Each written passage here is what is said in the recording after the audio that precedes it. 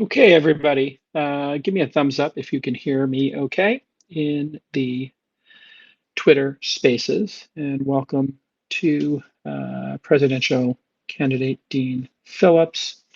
And also, Bill Ackman is joining us. Elon will be with us in a moment. I was just texting with him, and he's excited to join us. And I want to just start off by saying I took the time today, Dean, to watch again, as I try to do every Martin Luther King Day, the I Have a Dream radio broadcast, and just meditate on and think about, the progress we've made, progress that needs to be made, especially in light of, gosh, what has been a big topic of discussion this past year, DEI and equality. And I think maybe it's a good starting point as we start here. Dean, your feelings today as you're running for Mhm. president in New Hampshire and thinking about the legacy of Well, Dr. thanks, King. Jay Cal, and good to hear you and Bill. And I know Elon's coming in a moment. And to everybody listening, thanks for taking some time with us. I've been thinking a lot about this, guys, and it is my belief. And look, I'm a white Jewish man. Grew up very fortunate after my dad was killed in Vietnam, and I had to, by the way, pursue a ROTC scholarship just to afford college because he couldn't do so otherwise. Was killed fighting for our country in 1969, and I lived with my great grandparents for the first 3 years of my life, and then I got lucky. I was adopted by a new dad into a remarkable family, and I was fortunate. So as I reflect on MLK and even my own life, of course, I've never walked in the shoes of a black man or woman, and I do know this that I believe that MLK wanted to pursue the equality of opportunity that he believed, as I believe, that is the great promise of America. It is what ultimately was written into the very documents that established the United States. And I am disappointed and frankly dismayed that we have lost sight of our foremost obligation, which is to pursue that dream that everybody, no matter your color, your religion, your geography, the zip code in which you were born, that we all start from a stage or a platform or a foundation, if you will, that is similar. And I think even Martin Luther King Jr. would agree that you can never, never guarantee the equality of outcomes. So I think it's time to reframe this entire conversation and reunite this country by all agreeing on the simple notion. It's time to elevate the foundation so that every person in this country starts from a place that they can succeed, which is why, by the way, I'm proposing what I call American Dream accounts, where the federal government would endow every baby born in this country with a nest egg that would be invested in the United States equity markets. And they would track it as they went through elementary and high school to learn how to become investors, entrepreneurs. I think it's a beautiful notion to begin life from a much better place. And I think we should also, and this last thing Yeah. I'm going to say is this, I do believe our country should acknowledge that the injustice and the horrors of slavery, American slavery, do continue to have long legs, long tails, if you will, to this very day. That's true. So those are my thoughts, and I just hope that this conversation, this country, all of us, no matter our backgrounds and where we come from and how we think, can at least conclude that we're in this together and everybody should have equality of opportunity.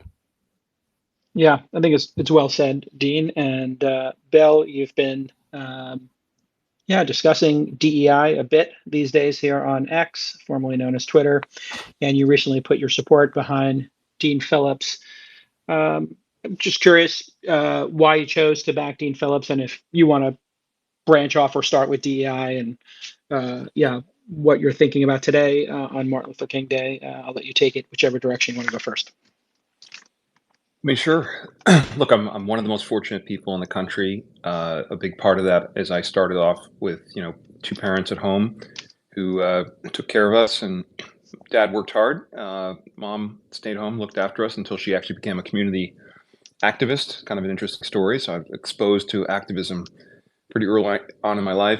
I had a very good education, and that set me off really, really well. I read a book actually in college, a class on like sort of political philosophy ethics.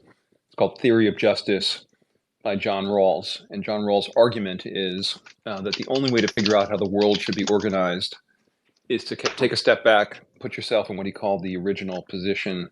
That is, you're not yet born. You could end up in anyone's womb, anywhere in any geography, in any economic circumstance. And how would you organize a world where there is uncertainty of where you landed? Is it sub-Saharan Africa? Is it the Bronx? Is it Scarsdale, New York? Is it the Bay Area?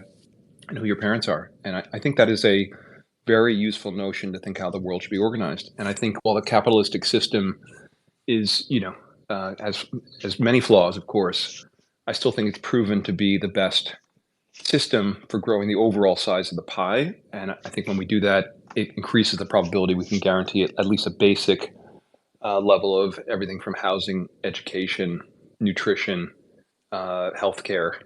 And we're a very wealthy country. I don't think we're particularly well managed, a wealthy country. But what's inspired me about Dean, and I've really gotten to know him only over the last 2 months, is one, he's a very successful entrepreneur. I have a lot of respect for entrepreneurs and the challenges they face in building businesses. He's had, not just one success, but multiple successes in very, very competitive spaces, competing against companies of enormous scale. So I've been impressed by his sort of business track record, and I was also impressed by just his overall personal qualities. Over time you learn to judge people based on what I called in my original post a spidey sense of character and talent, and he just is about super solid. Strikes me as someone who would be a good friend. I can't quite call him a good friend yet. We're just getting to know each other, but the kind of guy I would love to do business with, have confidence in. I've seen him in front of kind of larger audiences. I had in front of the whole firm on Friday, and he's super charismatic, patriotic guy. I think he's in it for the right reasons. By the way, someone's typing away there. It's not me, but yeah, it's not me either. Jason, I guess we have to. That was me. I was just taking a note of a follow-up question. Apologies. Okay. Moderator habit. Moderator mistake. So Yeah. Where was I? But Yeah. What I find the other, I think very, very importantly, and I think this election, I think is a critically important one for the country. And what I like about Dean is, while he's from the Democratic Party, and he was inspired to run, after Trump was elected, he's been a real, I think, source of bringing the House together, getting bills done with people on the opposite side of the aisle, hosting dinners with his wife at home, and really really trying to work the way that I think our country should work. So I think he's a uniter. I would say that's something certainly in Martin Luther King's legacy. I think he cares enormously about the country in a very broad, sort of point of view. I think he's taken, if you will, a lot of personal risk going up against the Democratic machine, and he's seen a lot of that in the getting on the ballot and all the various crazy things that are going on that stifle everything from free speech to the right to vote, and who can be on the ballot in Florida and places like this, and which torches his political career, if you will, unless he's successful. But he also played very well. I've got a firm comprised of people who are pretty far on the right, pretty far on the left, and a bunch of people somewhere in the middle. And I think he was appealing to all of them, which is the first time we've had someone come into the office where we've had that promise. And so I think he's really the featured speaker today. So I'll turn it over to him. But one thing he said, which I really agree with, getting back to the DEI issue, the words diversity, equity, and inclusion as words with small letters in front of them are words that I find appealing. Our firm is diverse, racially, ethnically, politically, interests, backgrounds, socioeconomically, the socioeconomic status of our parents. And I think we have an extremely highly effective firm, and I think diversity is a contribution to it. But the firm wasn't created through a forced diversity process. And one of the King's, obviously, arguably his most important speech, I Have a Dream, was about, the dream was precisely about a world where peoples would be judged not by the color of their skin, by the content of their character. And what I came to learn about the DEI movement, which is really an ideological movement, it's really the reverse of that. I think Dr. King would not be would be very opposed to this sort of ideology, even though diversity is a good thing, even though of course a culture where everyone feels comfortable and included is critically important. Even obviously fairness is important, but I would say equity is probably the worst of DEI because it's about equality of outcomes. And the premise is that if everyone takes a test or everyone goes through some kind of corporate process, if the allocation isn't equal by race, then there's something inherently racist about the structure of whatever that thing is, or society, or implies systemic racism. I am not of that view. I'll pause there. Thank you. Fantastic. Yeah, and thanks for the thoughts, Elon. I don't think you've met Dean yet. Elon Musk, meet entrepreneur Dean Phillips, also a presidential candidate, now running, I think, at about 26% in New Hampshire. Elon, Dean is under the age of 80. He's run. He ran Belvedere vodka. I think we might have popped a bottle of Belvedere vodka back in the day, and he also ran the delicious Talenti gelato company. So he's an entrepreneur. He's under 80, and he's a moderate, and he has the backing of Bill and myself now, I think, in this election. So maybe your thoughts today just on 2024 DEI, Martin Luther King Day, everything, Elon. Well, first of all, I agree with the positive attributes that you listed. I think there's definitely something to be said for all of those things. And I agree with what Bill Ackman said about DEI. We really want to, in order for America to be the land of opportunity, we have to be a merit-based society. The moment we let go of being a merit-based society, we are no longer the land of opportunity, and that is very important to appreciate. I came to this country with nothing. Actually, it just ended up with a ton of student debt, and have had some success. So, I think, and this is true of many people. And I think there's perhaps sometimes a misunderstanding or lack of appreciation that when kids are born into comfort, that lack of adversity is actually a liability for them. It is not the case that a lack of adversity makes them motivated. It tends to decrease motivation. So the reason they had the sort of lords and peasants in most societies, and still, some cases still have it, was in order to preserve the power of the kids who were not as capable as their parents. And they wanted to have in America a place where you could prosper and succeed based upon your merits, based upon your skills and hard work. That is extremely important. So I just want to emphasize it is not the case that being born into prosperity is a path to success. I think it is very often not a path to success. You have to say how many second and third generations of those who were very successful are themselves successful. They are the exception, not the norm.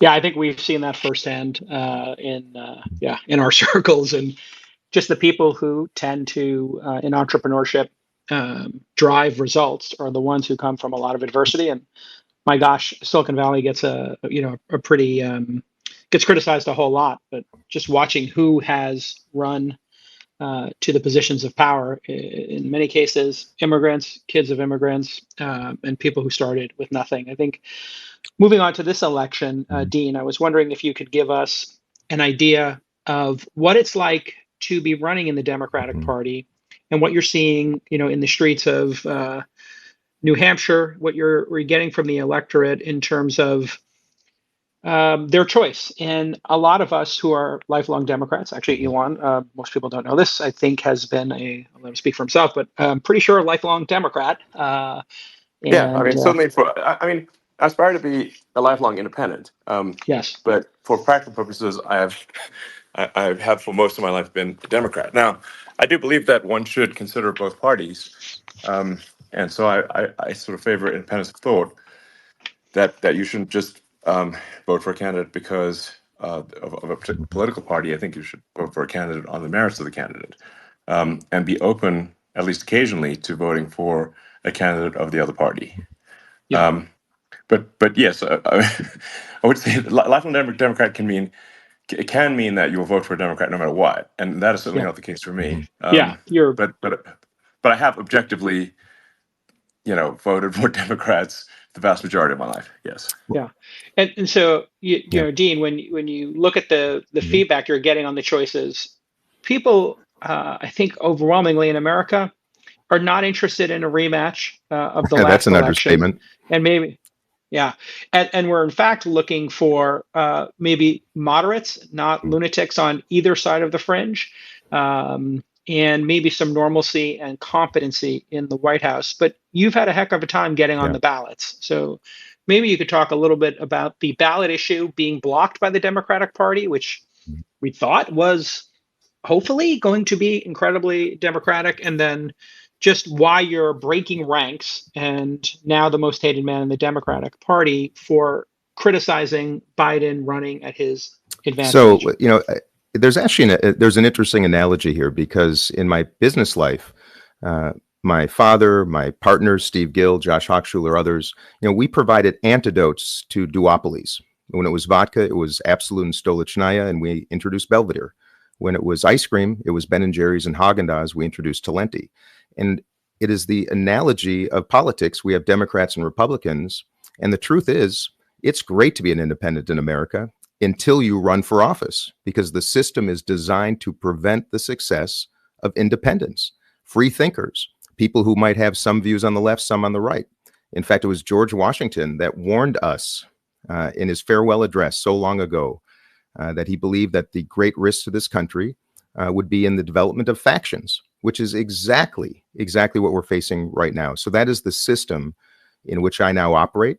That I wish to disrupt in the same way I did to the other categories. And to the extent that everybody listening, wishes to join me, doesn't matter if you're a Democrat, a Republican, a Libertarian, Independent. By the way, more independents in America far more, in fact, now than Democrats and Republicans. That's ultimately my mission, because the truth is both parties are participating in the erosion of democracy right now. On January 6th, I will say that it was an effort to prevent the counting of ballots. I was there in the chamber that day. I felt it. You all watched on TV. It was horrific. Democrats now in the state of Florida, in the state of North Carolina, have literally decided that Joe Biden won the primary. There need not be a competition, and they will submit his name and all the delegates to the convention in Chicago next year without even an election. Democrats have no chance to vote. The state of New Hampshire, where I am right now, you guys, it's even more appalling. The Democratic National Committee decided to take a 103-year-old extraordinary practice of democracy, transfer it to South Carolina. And that means that any candidate on the ballot here, including me, is not going to get any delegates, no matter how well we do. In fact, it's so atrocious that the Democratic National Committee sent a letter to the New Hampshire Democrats last week saying that this is a meaningless effort. It is not an election, and they should stand down, which got a response from the state of New Hampshire. Listen to this. The state of New Hampshire sent a cease and desist to the Democratic National Committee just days ago for the, quote, unlawful suppression of voters. Now, I don't think most people listening probably even are aware of this, but these are the truths. And I'm on a, it's insane. And it's wrong. It is just as significant of an erosion of democracy as the effort to, now, one was violent and a mob and a riot, of course, and it was horrifying. But the behind the scenes effort to essentially disenfranchise Americans is just as dangerous. And I'm going to make that case to you guys. I'm a proud Democrat. I'm trying to, at least in a last ditch effort, to restore the principles of democracy through the Democratic Party. That's why I'm running. And the coronation of a candidate, in this case, Joe Biden, who is unelectable, every single poll, his approval numbers, intuition. We all know why. The coronation of a candidate is exactly the opposite, is antithetical to what this country was founded on. So what I'm seeing, you guys, is actually joyful. I've been campaigning around the country, and it is the most beautiful, patriotic, inspiring, and reinvigorating experience you could possibly imagine. If you guys, your families want to come along for a couple of days, I'm telling you, anybody listening, come along. If you want to restore your faith in this country, join me in talking to Trump supporters, to far left liberals, to libertarians. It is a beautiful, remarkable experience. And Angertainment, which I consider the evening cable, opinion news talkers, would have us believe that we're so much more divided than we really are.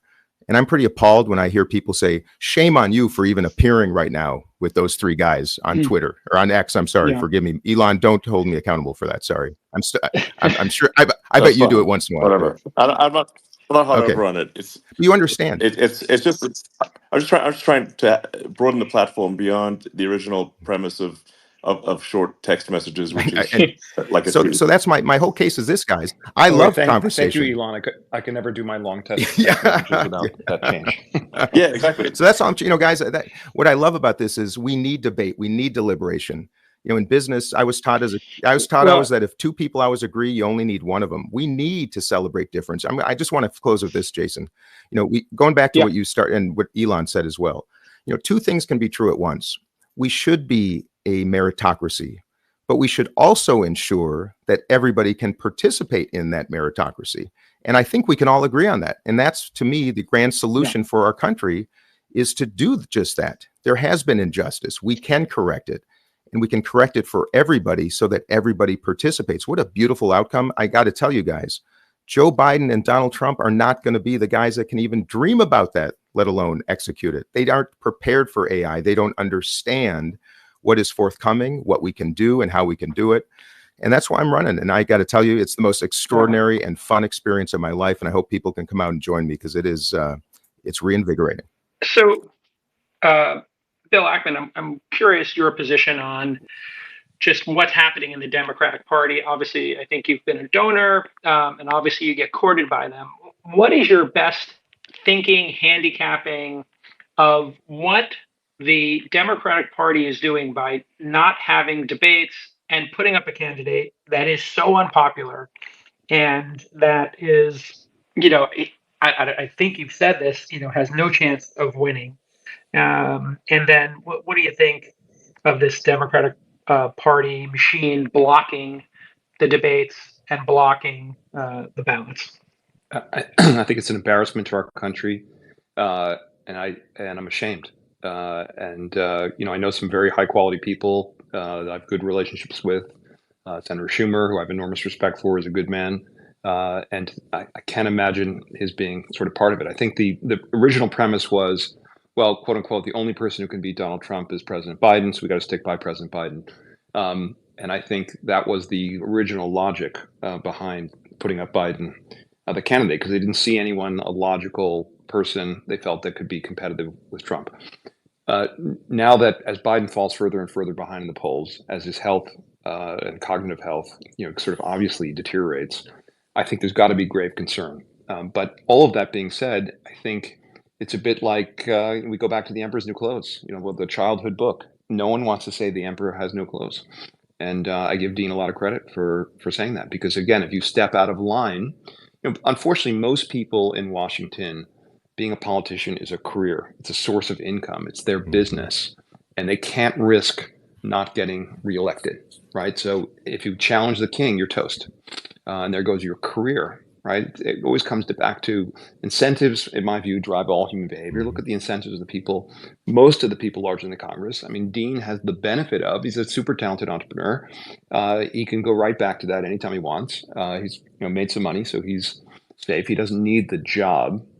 And therefore, he's unfortunately one of the few people, or I would say fortunately, he's one of the few people who can step into this race. But I think everyone else is, if the machine's against them, there's no chance of reelection. In the Congress, you got to get reelected every couple of years. Bill's so right, you guys. And I got to say, one thing, another truth is that Congress is populated almost exclusively with people that have been brought up in the political world. All they know is a spirit of competition, winning the next election. And that's why incumbency is part of it's almost biblical in politics. The incumbent is always recoronated. Forget the data, forget the national mood, forget winning. It is just baked in. So the absence of entrepreneurial spirit and looking at this from a different perspective is staggering. And then to Bill's other point, you know, I have been successful, and that means nobody can buy me, nobody can influence me. I will always make the right decision, but I won't make that decision until I hear from all perspectives on any issue. And as the only member of Congress, you guys, 535 people, I'm the only one that takes no PAC money of any kind. That means corporate or union or anything else, no special interest money. I don't take any lobbyist money. I don't take or give money to fellow members of Congress because that's basically just money laundering. And I don't have a leadership PAC, which is basically just a politician's slush fund. I'm the only one out of 535 people. And people wonder why policies tend to favor only the wealthy and well-connected. Well, you know, you got the pharma industry that brings $300 million a year to Washington in the form of lobbying and in the form of campaign contributions, literally enriching the campaigns of the very people who are on the committees of jurisdiction for their industries. All it is legalized corruption, you guys. So I understand why people who support Donald Trump are angry and they're fed up and they're nauseated because you know what? I've been on the inside now for 5 years and I am too. So I appreciate those words from Bill, and he's spot on. Yeah. I want to bring up a topic that's, being discussed on X every day, videos being shared, and it feels like it's a top, it might be the top topic of this election, which is the border. Elon, you're an immigrant who came to this country, again, with nothing, and you seem to have done okay for yourself so far. Keep working. I mean, so far so good, Yes, I mean, well, keep at it. don't want to get No, one day, complacent. Elon, you can make it too. One day. It's So America. I would say most of Elon's gains are paper gains, so we have to question it. Yeah, exactly. But what do you think, as an entrepreneur and an immigrant, Elon, a reasonable immigration strategy is? Because we have two groups that, on one side, there seems to be absolutely no border control. On the other side, hey, shut down the border. What would be a reasonable approach that you, as somebody who's an immigrant and who needs to get talented immigrants to work at SpaceX, to work at your companies, what would you do if they said, hey, Elon, you decide? Well, I mean, first of all, I should say I'm very pro-immigrant, obviously being one myself. And you can just look at all the aces that have come to America and built incredible things to say like, wow, it would be foolish if we had prevented them from coming, or if they had chosen not to come, because they've added so much value to the team. I mean, I think the right way to think about countries like a pro sports team. It's like, okay, you want to get the ace players on your team, and you certainly don't want to force them to fight against you on the other team. That's crazy. And if you add some ace players to the team, that's going to help you win the championship, and it helps the whole team. So I'm very much in favor of a greatly expanded legal immigration system, because right now it is the trying to get U.S. A green card or citizenship is a Byzantine, Kafkaesque, laborious, and just flat out wrong. It doesn't make it's an insane obstacle course to become a permanent resident and then a citizen, and it's limited to a very small number of people. So we really need to first of all fix that, and then secondly, we cannot have not merely an open border, but a border where the federal government is facilitating the transfer of vast numbers of people into the country, and even when, say, Texas tries to take action to enforce the law, the federal government is trying to stop them from doing so. There's like literally a federal lawsuit to stop Texas from actually enforcing the illegal immigration laws. And it's important to bear in mind that the United States is only 4 to 5% of the world population. So it's very easy for the United States to get swamped by illegal immigration, just absolutely swamped. And if you're somewhere else and you say like, okay, well, they're going to give free money, housing, and medical care to illegal immigrants, and and that exceeds the standard of living in half the world, then why doesn't half the world just move here? But certainly, as Bill said a moment ago, incentives drive behavior. Obviously, it'd be strange if they didn't. And so, what we're seeing is that word is getting out, so that it's going viral. Basically, illegal immigration through the southern border is going viral. This is not a Mexico thing. Almost none of the people coming across are Mexican. Yeah, and you visited. You saw it firsthand. Yes. And just so people know, this is being positioned, Bill, as some sort of a partisan issue. There was just a poll that came out this month. 75% of the country, 75% of Americans view what's happening at the border as a crisis or very serious. So I guess, Bill, I'll hand it to you. You heard Elon's sort of Yeah, I just want to make draft. one point. Yeah, People do not just look at the graphs of the rate of growth of illegal immigration. It is going exponential. It is going to use a rocket ship analogy. It is a rocket ship of growth of illegal immigration because of social media. Everyone on earth knows this, and they all know and it is now an industry.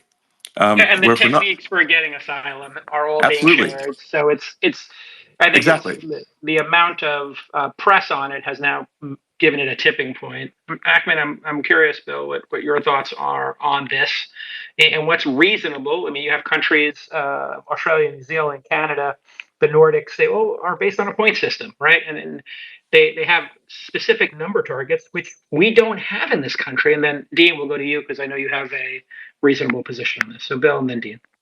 So I totally agree with Elon on this. And my wife's company recruits scientists from all over the world, and she generally gets them because they meet a very, very high standard for their backgrounds. But it's still a huge process. But the notion that like one of my colleagues at work, he's married to a woman from South America. She's got 2 degrees, super capable, smart. Makes a lot of money. And she still hasn't gotten her green card. Okay, and she's married, legitimate, everything else. It's a huge pain in the ass, and I think that speaks to it. But I'd love to take my time and turn it over to Dean. Actually, this is one of many, I thought, very thoughtful perspectives he had on a kind of a critical issue. And I agree. I think a very high percentage of the country we need a solution. But Dean, thanks, why don't you Bill. lay out what your I appreciate plans it. are? Well, let's start with the basics. Unless you are a descendant of enslaved people or indigenous Americans, all of us have an immigrant background. My foremothers and forefathers escaped pogroms in Eastern Europe in the late 19th century. Each of the 4 of us have stories of immigration. It's the most beautiful part of America. It's what made us the most remarkable country on earth. I think we can all agree on that. Our system is not just broken, it is so dysfunctional and so poorly managed, even with the laws we have in place. And back to management, we've not had a legitimate executive as president in a long, long time. The amount of time it takes, Bill, I spoke to your associate who's facing that problem.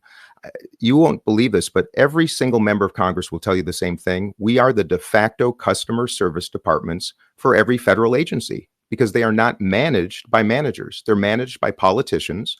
They do not understand customer service. They have no reward system for customer service. It takes people months, sometimes years, to get an IRS check back, to get their green card processed. So even the law that's in place right now, the laws in place right now, they're not even being well executed, which is the job of the executive. So my proposition is this. We should lower the barriers to entry to legal immigration. We should be welcoming, inviting, attracting, hospitable to people, Absolutely. with ideas and capital, and want to be part of this extraordinary experience here. And just like you use that reference to a ball team or something, Elon, yeah, we should attract the stars, but we also need the support team, the people taking care of the field and preparing food and helping coach, and the bat boys and the bat girls and that's the whole beauty of America, right? So we all agree on that. So here's my proposition. Actually, I should be clear. It's not just like attract the elites. I mean, I think it stands to reason that if I think anyone who is like honest, hardworking, I'd be in favor of like if they're going to if they have high integrity, going to work hard and contribute to the economy and produce goods and services, that's going to be a plus. But that's And we're why I'm losing like, a lot of that talent. I'm in favor of like. we're losing it to Canada, and people are getting educated here. Then we actually lose that talent.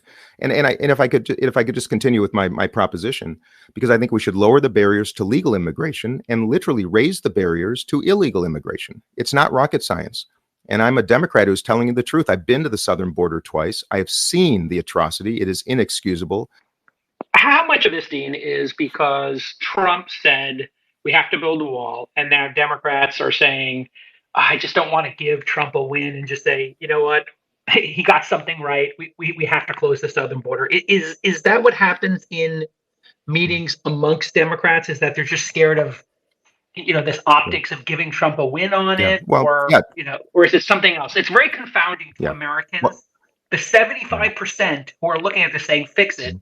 It's a crisis. It's a big problem. Yep. Why you guys just won't? Well, I'll tell you, Jake, the first meeting I was invited by Donald Trump to the White House was in 2019, and it was about the border wall. And it was an experience right out of Saturday Night Live. We had about an hour together, about 8 of us, 4 Democrats, 4 Republicans. And I listened to him make his proposition because if you remember, he shut down the government because he didn't get the funding for his border wall. And during this discussion in the White House Situation Room, he remarked and he was flabbergasted that Congress wouldn't go along with just building a few hundred miles of border wall. And I actually interrupted and I said, Mr. President, a few hundred miles, this is proposed as from the Pacific to the Atlantic, a sea to shining sea kind of a medieval wall. And he says, no, it's just a few hundred. And I could tell his team immediately interrupted him because they didn't want the truth to be known because it had been a political proposition. We're going to build a wall. Now, and that's how things work, you guys. It's not necessary. There's not necessary to have a wall and that's because there's some places that have physical. But there you go. That's a red herring, guys. exactly. And you guys, and this is the binary nature of this day and age, particularly in Washington. It's such a joke.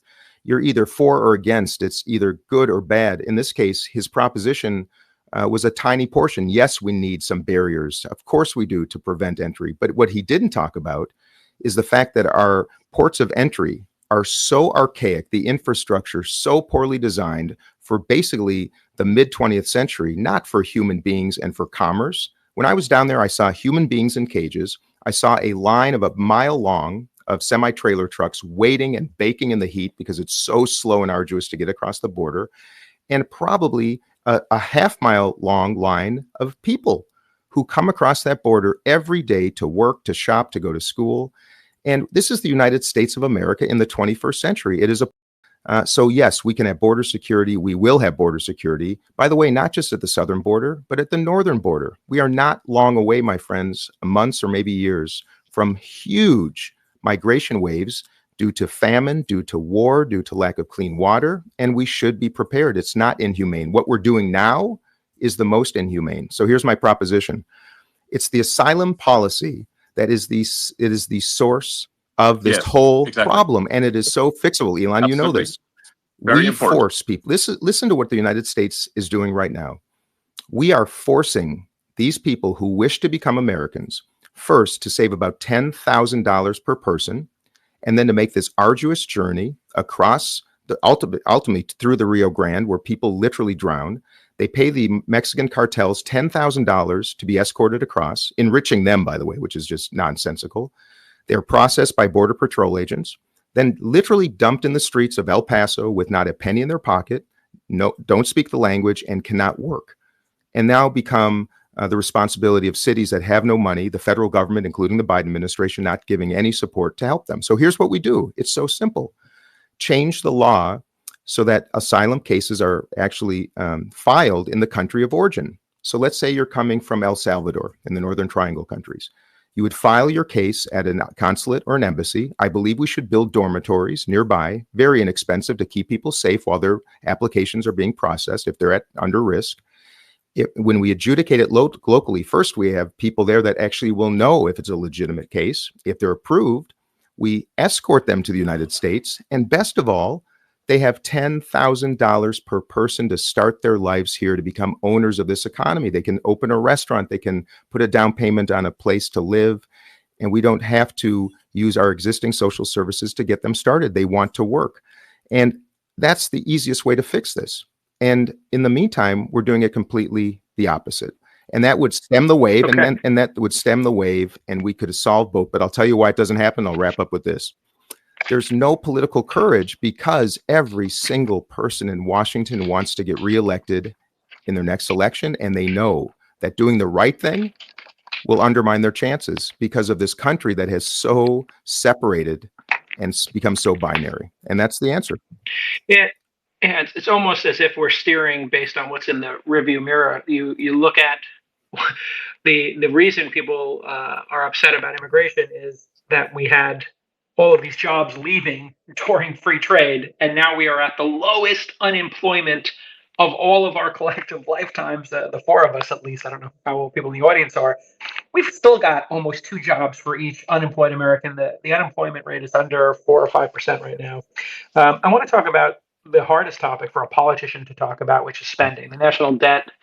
Now we've added about $12 trillion between the last two presidents. I think it was 8.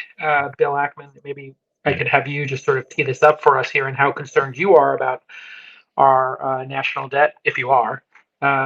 8 billion, I think, under Trump. Obviously, COVID, was a bit of a wild card there, and then Biden's gone buck wild as well. I think he put 4 or 5, maybe he's at 5 or 6 trillion on top of that. How big of an issue is the national debt, and what's the if Bill Ackman was president, if you gave the plan to Dean or were on the advisory committee to say, how do we get this thing under control? What would be your plan to kind of land this plane safely? So again, here, I think I'm going to defer to Dean. I'll give you a kind of quick view on it. I think the biggest problem that we have now is that we have a Congress that sort of figures out, one, it costs them nothing, politically or otherwise, to support a bill to give money to someone. And in fact, if anything, it helps them get reelected.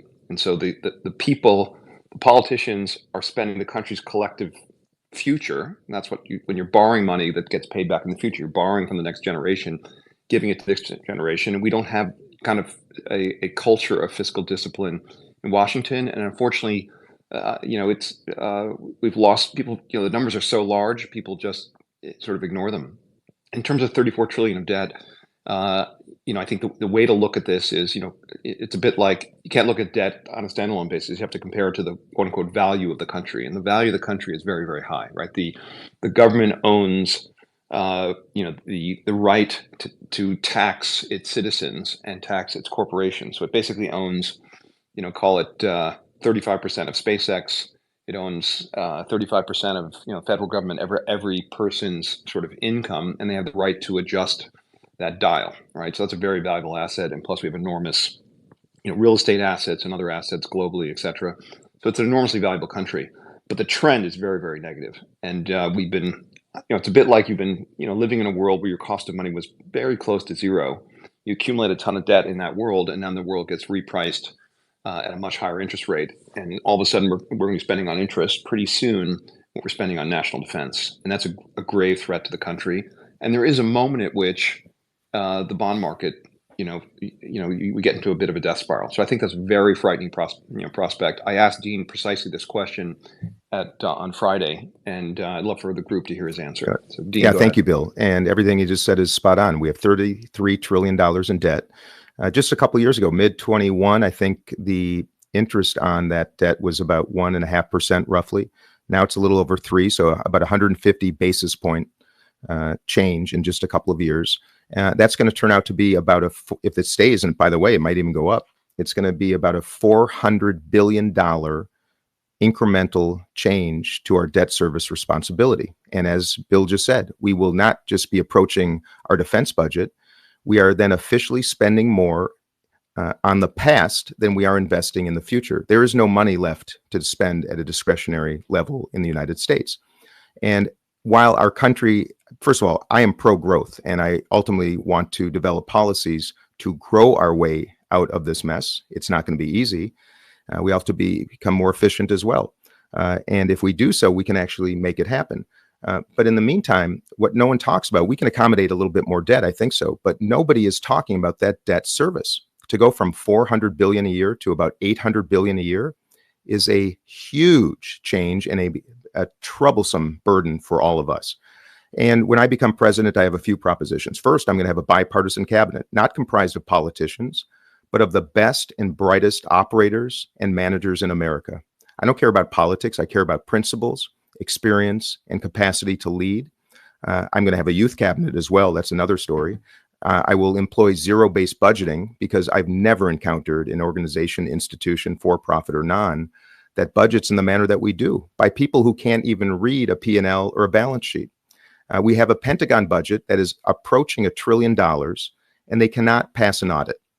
So I will engage one of the big international consulting firms to conduct a top-down assessment of every federal agency, every program, every expenditure, and make an independent proposition to me and to the Congress about how we can improve efficiency and delivery of service. If we are not generating ROI on our core mission, we should eliminate it. And if there's a private enterprise that can do so better, we will outsource it. We have got to operate more efficiently. And then you all know, you guys are successful men in America. We can only match reductions in expenditures with increases in revenue if we hope to get our way out of this mess, in addition to pro-growth policies. But I don't blame people right now for not wanting to share more because they don't believe in their government. They don't have faith in our executive leadership. And we have to do better. But as you know, gentlemen, I propose a massive change to our healthcare system, not the provision of care that has to be private, but we're spending twice as much than any nation in the world per capita. Our outcomes are mid-pack. We're the only nation in the world that has pharmaceutical pricing like we have. We could reduce healthcare expenditures in our country and generate better outcomes by also reducing the consumption of our GDP from about 18% to about 10%. These are ways we can actually save money and generate better outcomes. And I think the zero-based budgeting technique, something which is public now. I think Elon, you did, Elon, when you took over Twitter. Maybe you could speak to the power of zero-based budgeting, and maybe Elon explain to the audience what that is and why it's important. Yeah, it's pretty simple. You really just start with nothing and build up from there, as opposed to starting with what exists and subtracting. So unless something is obviously useful and contributing to, in the case of Twitter X, making the product better or running the server operations, then that role shouldn't exist. And then obviously to create an incentive structure where the rate of innovation and improvement of the product is what gets people ahead, and not have the process for advancement be obtuse or backwards. We've gotten more done in a year with 20% of the personnel than Twitter had with 100% of the personnel over 5 years. So you can even see in the evolution of Spaces. I mean, we unfortunately tried to hold the Spaces, and it just broke when we, when we had the Ron DeSantis Spaces. And obviously, I'm trying to have Spaces be, as nonpartisan as possible. And so I'm glad that Dean Phillips is doing this, and you're doing it.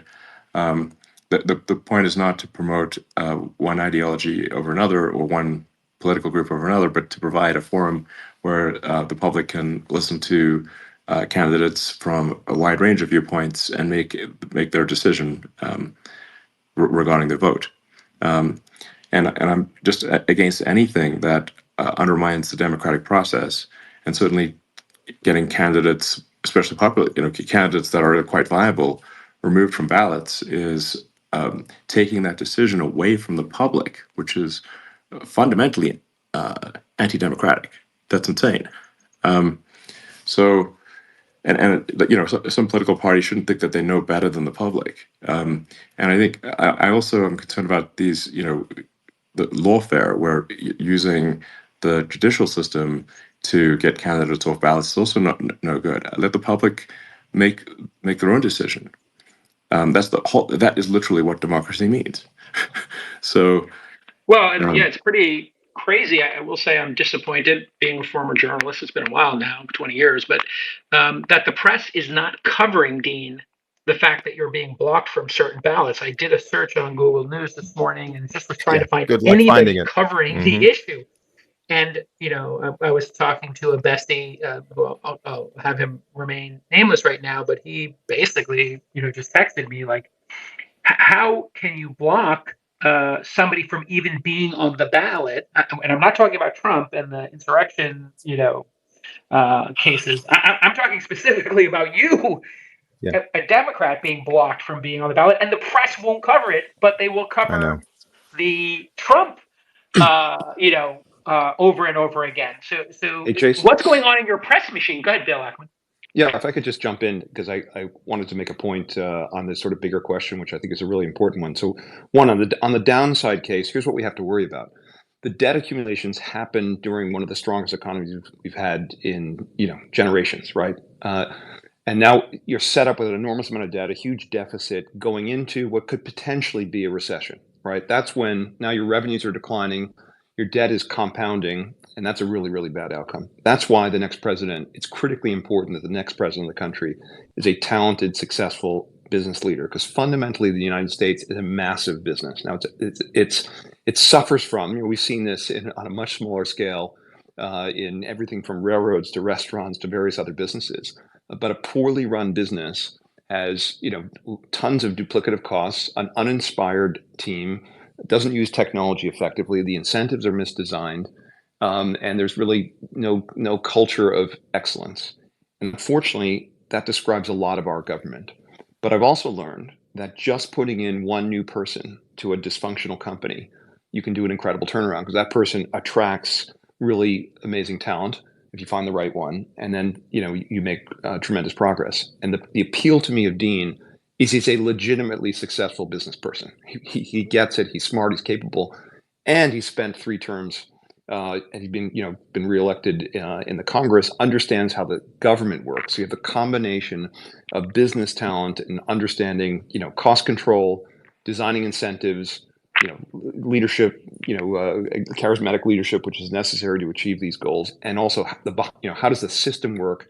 How do you break the quote unquote politics? How do you fix the culture? He has those elements, and that's what's made him a very appealing candidate to me. I just want to make sure people understand what Bill's talking about in a crystal clear fashion. There is a website for the St. Louis Fed. It's called FRED, and you can just look up gross federal debt as a percentage of gross domestic product. Our debt to what we make. For the majority of our lifetimes, it has been between 30 and 60%. In other words, our debt to what we produce every year. The last time it broke 100%, and right now I think we're at about 120 or so, was at the end of World War II. That was the spike. It took us in that spike, from 1946 when the war ended, 45, 46, all the way to the 70s in order to work off. Took 2.5 decades to work off that debt. We are now, to Bill's point, in a vibrant economy at 120%. This is the most acute issue you can think of. It's incredibly hard for politicians to take this on, Mm-hmm. and it's the reason it's my number one issue, Dean. And I understand we have culture wars going on right now. Trump is triggering people. Biden has got cognitive issues. The border. Above all else, if the balance sheet is broken, this whole thing can come apart. And the idea that people can get stimmy checks or unemployment, this could be cataclysmic. Yes, absolutely. And by the way, Steve Ballmer has an organization called USA Facts. I encourage people to take a look. They present the U.S. federal budget in a way that anybody in business can better understand. It's really great work. I'm not sure Joe Biden can read a P&L, a balance sheet. Donald Trump through his bankruptcies clearly can't either. And I do think it's time that we start recognizing that these are times where we should be reducing debt. Because when we face another recession or crisis, it reduces the capacity to respond, to provide the stimulus necessary to get us out of it. I think we're all in agreement on this. It's nonsensical. We cannot spend $2 trillion annually more than we generate in revenue. And as one of you guys said earlier, the incentives in Congress are so perverse. Nobody is rewarded for reducing costs or generating more revenue. I've never had someone come to my office and say, please spend less on my program, or please raise my taxes so we can generate more revenue. I mean, come on, it doesn't happen for obvious reasons. And there's no courage. So the obvious question is, how do you fix it? Okay, now you're president. Give us the first 100 days. You understand the system, you understand the broken incentives. So here we go. I'm glad for the question. executive leadership, the most extraordinary bipartisan cabinet in American history. Maybe we'll have a third of them on this spaces right now, by the way, guys. And then we go into a zero-based budgeting, a comprehensive assessment, attracting the best and brightest. By the way, I can't do it alone. No individual can do this alone. Has to attract extraordinary Americans. That's how we start at the executive level. I'm the second most bipartisan member of Congress, Bill. You know this. That means I work beautifully with people on both sides of the aisle. And I will work with the Republican Party to better manage our government. It is a focus of theirs. I will work with the Republican Party on national defense and security. I will work with my fellow Democrats on some of the issues of raising the foundation, healthcare, housing, education, cost of food and fuel. We can actually combine the core principles of both parties right now and do better. All of us have negotiated. You can't take everything off the table. And by the way, you got to put people on the plane at the takeoff if you want them there at the landing. And I have to tell you, this might surprise people listening, but I've received an extraordinary number of thoughtful, friendly texts and calls from my Republican colleagues in Congress saluting my effort in running for president against an established incumbent against one's party. I cannot wait to get to work. They can't wait to get to work. The system is suffocating and stifling the very progress we need to make. And that's what happens when you have people in Congress, in the White House, who have been there for literally 50 years, guys. So that's how we start fixing it, Bill. But my call to action right now for everybody listening, in fact, is to start considering, if you're a person who's been successful, you're looking for your next endeavor, I mean it. The election's coming up in November. Inauguration Day is January 20th of 2025.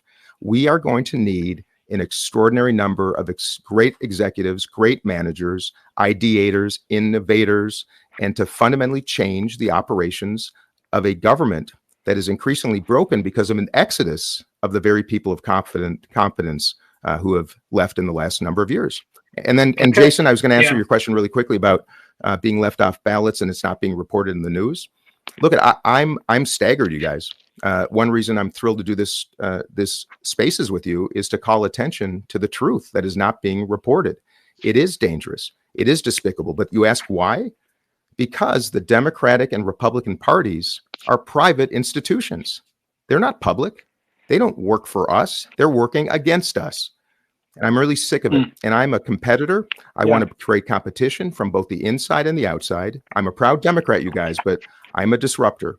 And there is a day coming where we need to ensure that there is competition for these two parties, because in the future, it is only going to get worse when you have the wrong people in the wrong positions working against us. And by the way, if you want to learn more about me, go to my website.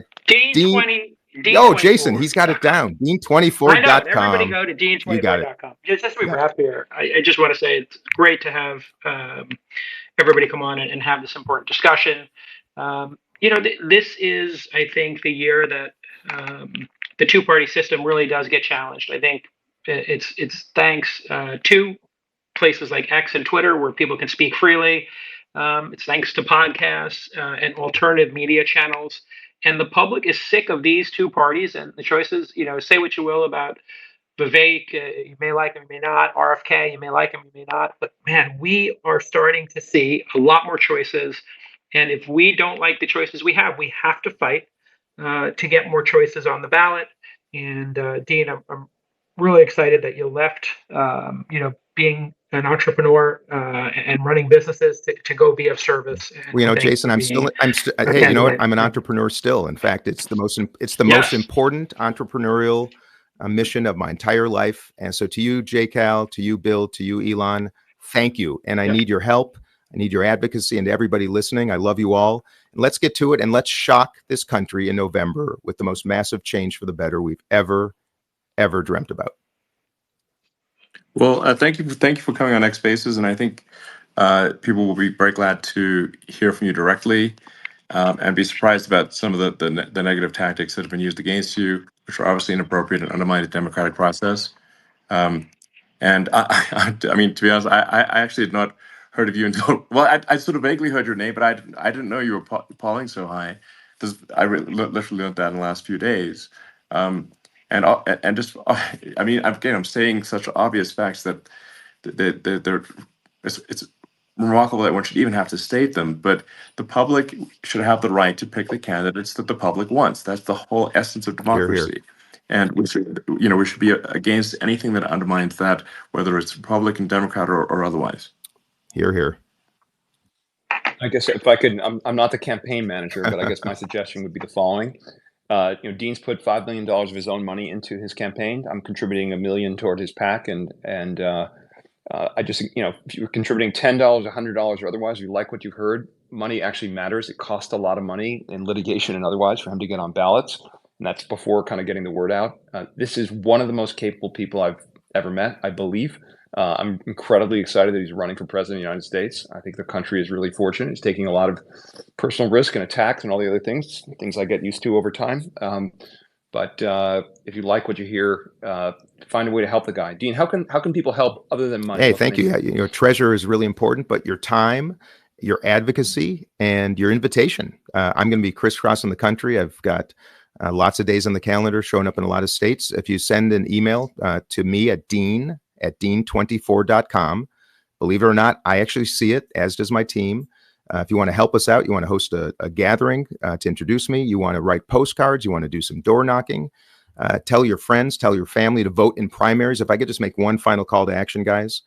The reason we've handed over the keys to the furthest right and the furthest left is because the parties don't want you to vote in primary elections. They want to coronate a candidate and then force that choice upon you. So please register to vote in your primaries, and then let me know if you want me to come to your town and do a rally, do a fundraiser, do a meet and greet, and help us out, you guys. It's all up to us. The power's in everyone's hands still. Let's keep it that way. And exactly what Elon said, the minute they start taking names off ballots, suppressing you, refusing to debate, we are in big trouble, but it's not too late. So thanks, Bill. Thanks for the shout out. And to all you guys, I think the world of you. And actually, thanks. one more thing, if I may be rude to interrupt for 1 second. Dean, one of the other things, for people to support you, they have to believe there's a credible path for you to be president. I think you make you made a very credible case, which convinced me. Why don't you go ahead and just share people shortly? Hey, thanks, Bill. So here it is, guys. I'm an underdog, and I love it. And that's why we're going to succeed. We're scrappy. We're efficient. We're using 21st century technologies to do better. It starts in New Hampshire, January 23rd, just about 8 days from now, is the first primary election in the country. And if we surprise that night, it's game on. And if any of you listening have friends here, have family, want to spread the word somehow in New Hampshire to get people to come out and vote in the primary for me, mark my words, that will be the igniter for the whole campaign. Either way, I will be continuing. And my mission is to get to this summer, June, July, before the convention in Chicago, to a point where the country knows me. I got a lot of work to do to introduce myself. When they do, I can almost guarantee that the polls will continue to show Joe Biden losing to both Donald Trump and probably any other competitor, and also will show me probably beating Donald Trump and other competitors. And when that happens, Democrats will have a very simple choice. Do we coronate an unelectable candidate, or do we get behind someone who can't just win, but can actually achieve reasonable common sense solutions and actually get this country to be excited and joyful and optimistic again? That's my mission, Bill. And all of you listening, would love to have you join the Dean team, because we can do it. We absolutely can do it. And I'm not going to give up. And today's a great day. Thank you all very much. Yeah, thanks so much, Elon, Bill, for joining us. And Dean, we thank you for running and your public service and commitment to helping solve America's problems in a reasonable fashion. We wish you the best. Everybody go to dean24.com if you want to give a donation, if you have the means to do so. If not, yeah, just tell your friends, maybe tweet about it, X about it, post about it on X. And I'm catching. In fact, I'm catching up to Elon. I've got 40,000 followers on X, and you're only at 169 million, Elon. So I'm catching up fast. Fast. Yeah, closing fast. Thanks, everybody. Sounds good. All right. Thank you. Cheers, everybody. Thanks for taking the time. Cheers. Bye.